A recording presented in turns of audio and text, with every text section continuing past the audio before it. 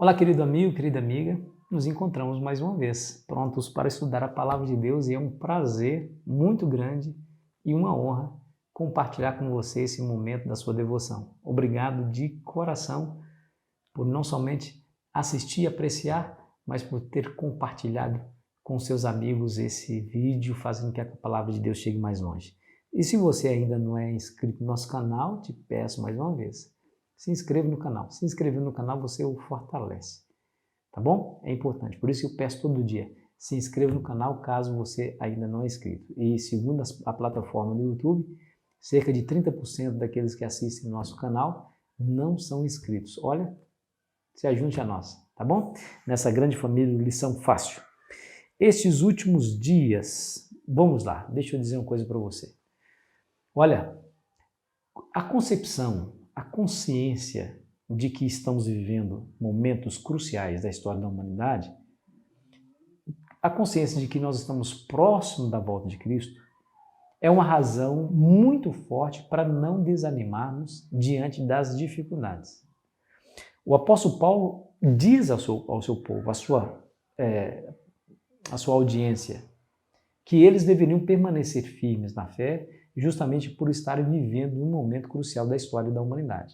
Veja o que ele disse lá na introdução, bem na introdução do seu sermão, no capítulo 1, e o versículo 2, que diz assim: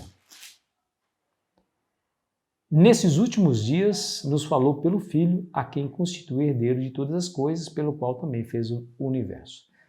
Você percebeu aqui a expressão, nesses últimos dias? Bom, essa expressão pode referir-se ao que aconteceu ultimamente, mas você vai perceber que o apóstolo Paulo e os cristãos daquela época viviam com os olhos fitos no céu, esperando a volta de Cristo. Que essa expressão não significa somente ultimamente, mas realmente o momento crucial da volta de Cristo. Mas nós vamos ver isso ao decorrer aqui das nossas leituras. Veja, por exemplo, Hebreus capítulo 9, o versículo 26 em diante, que diz o seguinte, ó: ora, neste caso seria necessário que ele tivesse sofrido muitas vezes desde a fundação do mundo. Agora, porém, ao se cumprir os tempos, se manifestou uma vez por todas para aniquilar pelo sacrifício de si mesmo o pecado. E assim como aos homens está ordenado morrerem uma só vez, vindo depois disso o juízo, assim também Cristo, tendo oferecido uma vez para sempre, para tirar os pecados de muitos, aparecerá a segunda vez sem pecado aos que o aguardam para a salvação. E aqui você percebe aí o teor de urgência para que eles mantivessem a esperança no coração, a fidelidade a Deus. Ele está dizendo assim, ó, ele, no cumprir os tempos, se manifestou de uma vez por todas, para que através do sacrifício de si mesmo aniquilasse o pecado. Aí ele também diz sobre a brevidade da vida, no verso 27, porque aos homens está ordenado morrer uma só vez, vindo depois disso o juízo. Ou seja, se Jesus voltar nas nuvens do céu, terá terminado ali, claro, a chance de salvação ou perdição. Quem está salvo não se perde, quem está perdido não se salva. Mas também, quando nós fecharmos nossos olhos pela última vez pela morte, também haverá de cessar a oportunidade para todos aqueles nessas circunstâncias. O verso 36 do capítulo 10 de Hebreus, ele vai dizer assim, ó: com efeito, tendes necessidade de perseverança, para que, havendo feito a vontade de Deus, alcanceis a promessa. Porque ainda dentro de pouco tempo, aquele que vem virá e não tardará. Todavia, o meu justo viverá pela fé. E, se retroceder nele, não se compraz a minha alma. Nós, porém, não somos dos que retrocedem para a perdição, somos, entretanto, da fé para a conservação da alma. E aqui ainda fica mais claro a exortação. Aquele que há de vir, virá e não tardará. Por isso ele diz, tende necessidade de perseverança. A perseverança você já sabe o que é.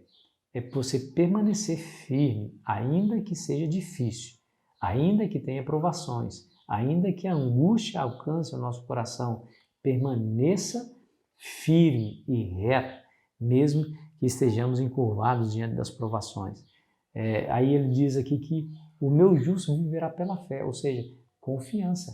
Confiar, manter a confiança acima de tudo. Muito bem, queridos, deixa eu dizer uma coisa para vocês. A urgência e a brevidade da volta de Cristo é um elemento essencial para que nós possamos manter a nossa confiança. Se naquele tempo eles já viviam um senso de urgência, quanto mais nós hoje. Nós sabemos que estamos vivendo exatamente os últimos dias da história dessa humanidade, dessa terra. Muito em breve o nosso Senhor rasgará esse céu e virá. Dentro de pouco tempo virá. Olha, quanto mais próximos estivermos da volta de Cristo, intensificará as provações que o povo de Deus passará. Por isso, é bom, num tempo de paz, reunir a força necessária, permanecer fiéis nas pequenas provações, para que quando as grandes vierem, estejamos firmes, sem pestanejar. E o apóstolo Paulo ele continua dizendo para o povo o que eles devem fazer, relembrando a experiência do povo lá de Israel no passado, lembra? Quando eles estavam próximos de entrar na terra prometida. Antes de entrar, eles haviam sofrido derrotas significativas. Uma delas foi aquela questão da adoração de Baal-Peor. Você lembra disso? Balaão foi contratado por Balaque para amaldiçoar o povo de Israel. Mas ele não podia amaldiçoar. Ele mesmo disse, como que eu vou amaldiçoar algo que Deus abençoou? Não posso. Mas através da tentação de pecados morais sexuais, Satanás levou o povo a adorar outros deuses. Está lá em Números, no capítulo 24, você pode ler depois, Números 24, leia lá para você ver essa história. Diz a Bíblia que os filhos de Israel se enamoraram das filhas dos moabitas. Eram bonitas, eram atraentes e deram a festa. Convidaram os israelitas e beberam vinho e se divertiram com aquelas mulheres e tiveram relações com elas. E logo após, essas mulheres lhe convidaram para adorar os seus deuses e eles foram e se prostraram. Olha só, a mesma forma Paulo ele vai exortar o povo. Ele vai exortar o povo a permanecer firme em duas direções. Em primeiro lugar, manter os olhos fitos em Jesus. Hebreus 4, versículo 14, que diz assim, ó, tendo, pois, a Jesus, o Filho de Deus, com grande sumo sacerdote que penetrou nos céus, conservemos firmes a nossa confissão. Jesus é o nosso sacerdote. Ele diz, permaneça firme, mantenha a sua confissão. Ele vai repetir isso lá no capítulo 10, versículo 23. Escute. Guardemos firme a confissão da esperança, sem vacilar, pois quem fez a promessa é fiel. Depois que ele os exortou a permanecer firmes, com os olhos fixos em Jesus, mesmo em meio à dificuldade e à provação, ele também os adverte do perigo da imoralidade e também da cobiça. Veja o que ele diz em Hebreus capítulo 13, e o versículo 4 em diante, que diz assim, ó, digno de honra entre todos seja o matrimônio, bem como o leito sem mácula, porque Deus julgará os impuros e adúlteros. Aqui nós percebemos a exortação. Ou seja, se você deseja viver sob a vontade de Deus, o matrimônio está aí para isso. Não fique deitando de cama em cama, estou falando do ato sexual, porque isso, diz a Bíblia, desagrada a Deus e Deus julgará os impuros e os adúlteros. E essa palavra impuro tem a ver com relações imorais. Aí ele fala também sobre uma outra tentação que persegue os seres humanos, que é justamente o amor ao dinheiro, que é a avareza. Escute bem a partir do versículo 5. Seja a vossa vida sem avareza, contentai-vos com as coisas que tendes, porque ele tem dito, de maneira alguma te deixarei e nunca jamais te abandonarei. Não corra atrás de coisas que você não pode ter. Não seja avarento. Contente-se com o que você tem. Por conta disso, muitos se desviaram da fé, abandonaram o Senhor. Veja que esses dois pecados sempre estará no encalço do ser humano. Mas a palavra de Deus é bem clara, né? O pecado jaz à porta, compete a você dominá-lo. Ou seja, nós podemos vencer se nós estivermos ligados com o nosso Pai Celestial.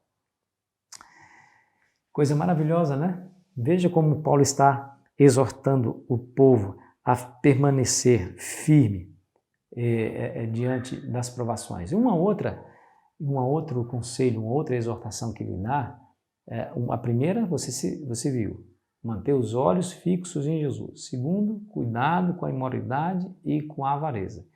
E o terceiro é dar ouvidos aos guias espirituais, aos líderes espirituais que Deus colocou sobre o povo. Veja aí o que está escrito no verso 7 do capítulo 13.